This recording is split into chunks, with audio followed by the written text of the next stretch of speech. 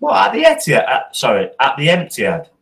Yes, mate. Yeah, I fancy Arsenal this year. They're going to finally do it. 2-1, 1-2 at the Etihad. Yeah, there we go. Right. So our top 10 list this week, mate, is top 10 defensive midfielders in the Premier League history. So it's a really interesting conversation. Do you know what's mad, mate? Is Chelsea have had 3 of probably, I would say, the top 5 best defensive midfielders in the league. Do you want me to name them quickly? I know who they are, but best 3. Well, Makelele, the position's bloody named like it was created for him. Makelele, Right. Kante, and Michael Essien. I'm not saying they are the best. I'm just saying they're on the list, aren't they? Makelele, Essien, who? Kante. Oh, yeah, Kante. So, right, number 10, who you got? You were Leicester first. Huh? When you were Leicester, I'll say Leicester. He was. I mean, he was a Leicester first, yeah. There you go. Let's be factual. Well, I know. What I said is that Chelsea had played for 3 of the best. Like, so who's your number 10, mate? I think my number 10 might raise a few eyebrows. Why? Well, I don't know. We'll see now. There's going to be a lot of. Do a go.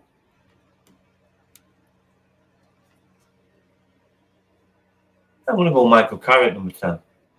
Interesting. I've gone Gareth Barry.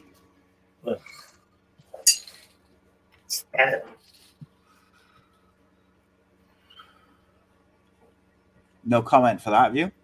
No, solid. Number 9. Huh?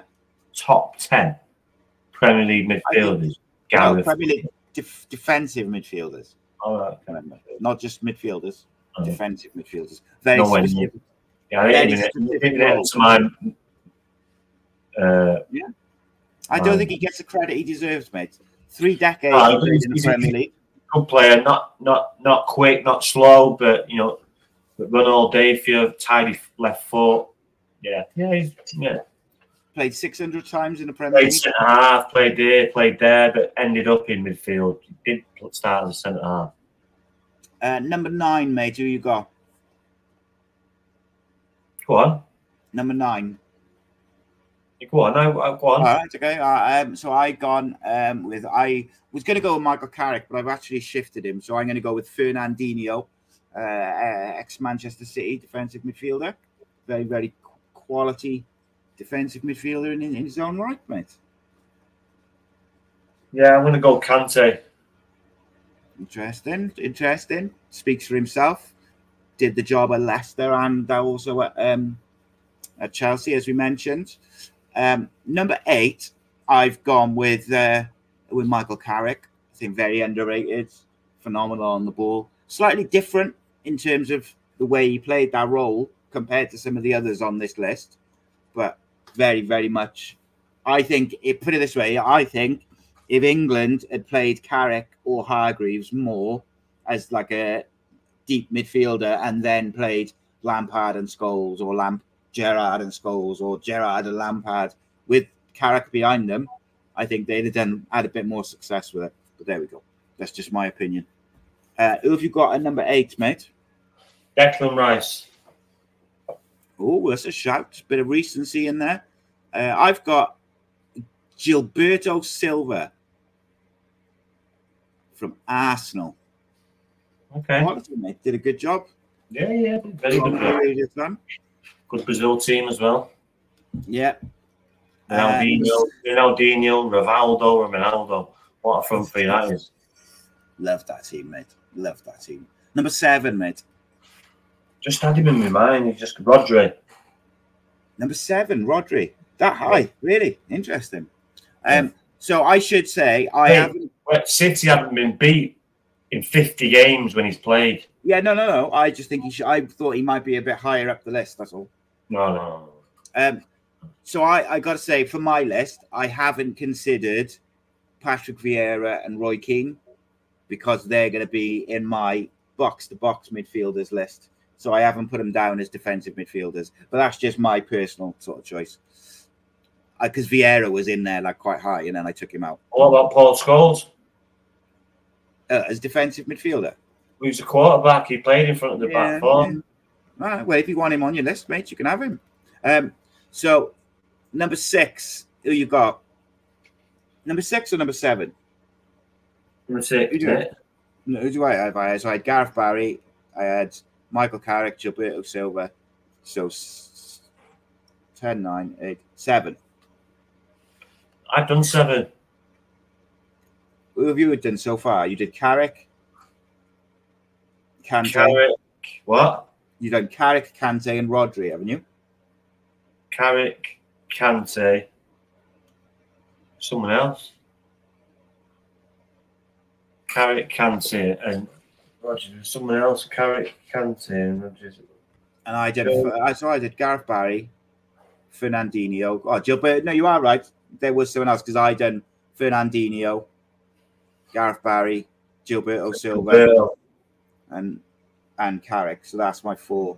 So we're on number 6. Yeah.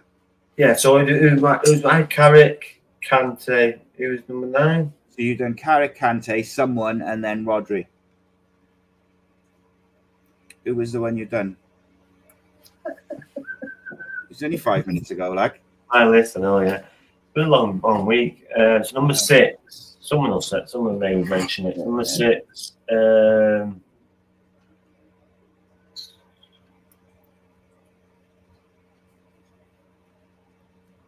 SEM. Shout, mate. So number 6, I've gone Paul Ince. Nah, he was box to box. All right. We'll take out Paul Ince. I'll go with SEN as well because I was struggling with, but I'll go with SEN 6 as well. So number 5, mate. We're into the top 5 defensive midfielders in Premier League history now. Then it's an interesting one, isn't it? Because this is where you get to the real meat and the bones. See, I've got Vieira, Roy Keane. Yeah, and I understand that like completely. Maybe it's because I know that we're gonna do. Like, see, number 5, is Vieira. So I've got number 5 as Xavi Alonso. And I think they both speak for themselves, don't they? Like in terms of. Oh yeah. I'll go there. I can't have Xavi Alonso in front of Patrick Vieira. Thinking about it, so you have switched then. So right. Xavi Alonso 5, Vieira 4. So your 4 is Vieira. My 4 is gonna be. Oh, difficult. This one. Difficult. Because there's a couple in there which I really rate. But I just can't get him in. I'm going to go with number 4. He's going to be N'Golo Kante. All right. So number 3, mate. Who you got into the Roy top Keane. 3 now? Roy Keane, top 3. Shout, mate. Number 3, I am going with. I wonder if we'll agree with number 1, mate. That'll be interesting if we both agree with number 1. See, I've chopped and changed my mind a little bit because there was a couple where, like, I quite fancied them, but I thought they probably haven't got the longevity, like a Declan Rice and people like that. Like, I'm not ready to put them in my top 3. I'm going to go with number 3. Oh, see? I'm stuck, mate, between these. So, number 3 for me, I'm going to go with Paddy Vieira. I am going to have Paddy Vieira in there because I believe Patrick Vieira was more of a defensive midfielder than what Roy Keane was. So, Paddy Vieira is number 3 for me. Who's your number 2, mate? Paul Scholes. Oof. Paul Scholes as a midfielder is the best, but as a central midfielder, yes, he was great, but no, his defensive play weren't the best. He weren't the best tacklers, if you remember rightly. He was full-blooded, what to say. Yeah. But I'm interested in that because he's not like when you think of Paul Scholes, you don't necessarily think of him as a defensive midfielder. But I know what you're saying. He played a lot there, didn't he? At that quarterback role, did it quite well. I'm not sure I'd have him up there in my, number 2. But it's your opinion. I'm happy with it. Watched many games of him playing there. Yeah. Number 2, I've got Rhodri is number 2. Oh, really? That high? Yeah. Yeah, I rate him, mate. I think he's sensational. I really do. Better than Roy Keane. Well, I didn't take Roy Keane from my list, did I? But you've got Patrick Vieira. Yeah, I think he's better than Patrick Vieira. No, but I'm saying you've got Roy Keane. Patrick Vieira in, you haven't got Roy Keane in.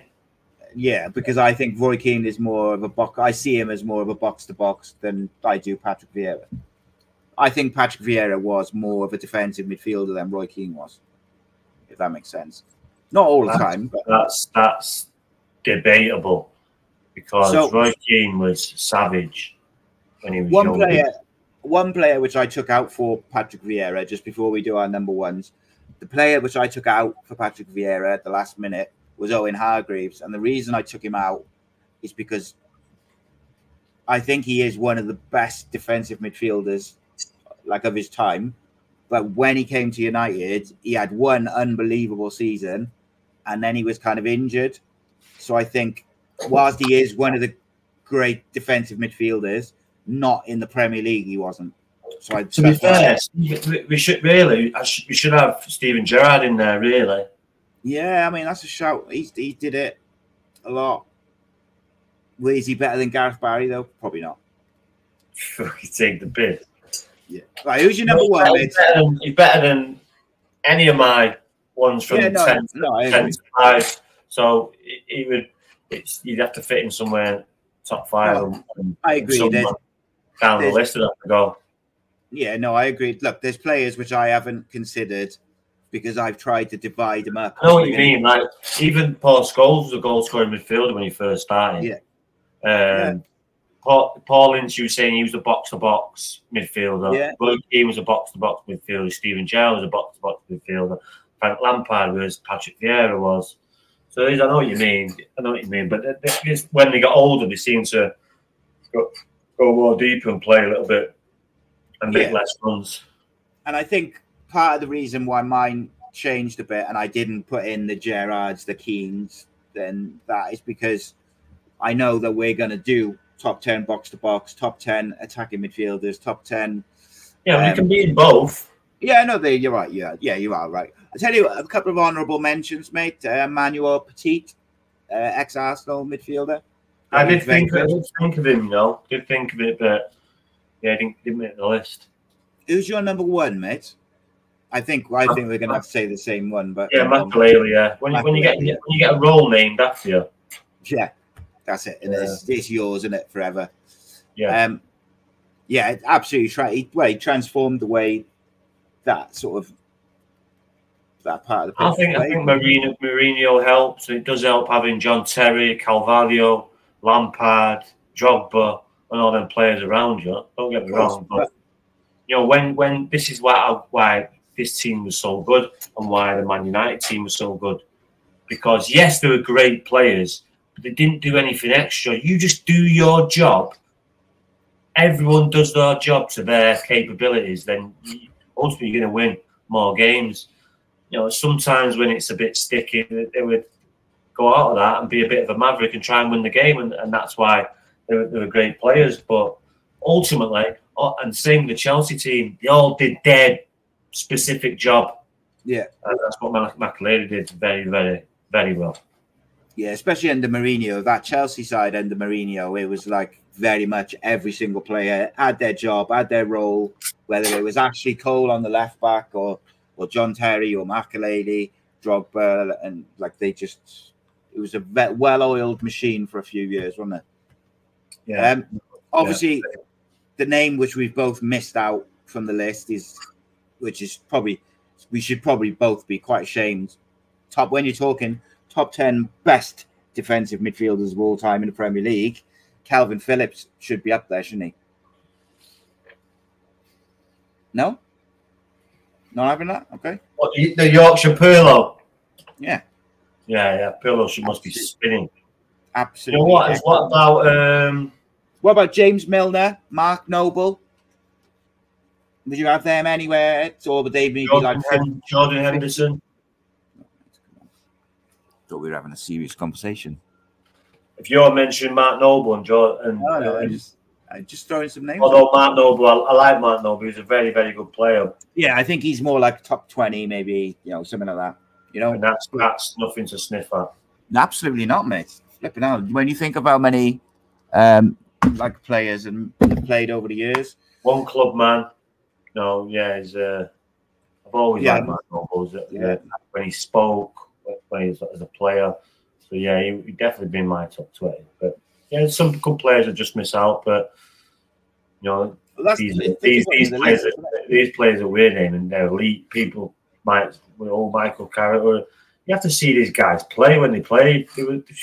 Michael Carrick could ping a ball, daisy cut a ball with left and right foot.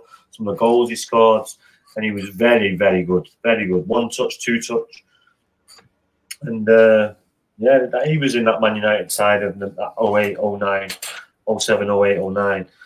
He was the catalyst of starting all that play, him and Scholes. So, yeah, very good player. Yeah, I mean, as I said earlier, for me, I think England missed the trick by not playing Carrick. I think he would have. This is where you needed a brave manager, don't you? Right, listen, Carrick, Gerrard, Bosch, or Carrick, Scholes, and they tried to fit them all in. They wanted to please everyone. Yeah, sometimes it's not about the name or the player. It's about the right player in the right position. What's best for your country? Your country, not you. Yes, you're going to be upset, but you'll get over it. And if you get on, but none of that was happening. They were trying to fit them all in, and Scholes was playing on the left. And do you know who should be on? Actually, do you know who I would put in my top 10 now? If I would rejig it now, I would add this person in. Is Nemanja Matic? I would have on the list because I think, particularly his time at Chelsea, I think he is one of the. Who would you take out? Gareth Barry. Yeah, you're right. Yeah. There you go. Boom. No, I think Matic is in that sort of top. No, you're right. Yeah, Gareth Barry out of there. Matic in. There you go. Happy days. Phenomenal. Right, just very last question, mate, before we finish. In your opinion, who is the best defensive midfielder in the Premier League today? You're looking at him. That's a quarterback. You're looking at him. Look at the name there. Look, Bosch, Rhodri, Bosch. Rhodri. No, I think that's a fair shout. Anyone come close? Do you think? Declan Rice, maybe. Declan Rice, not come close. He's right behind him. Oh, it is an interesting one for you. Reese in the comments, it says Scott Parker deserves an honourable mention. Yeah, Scott Parker. Yeah.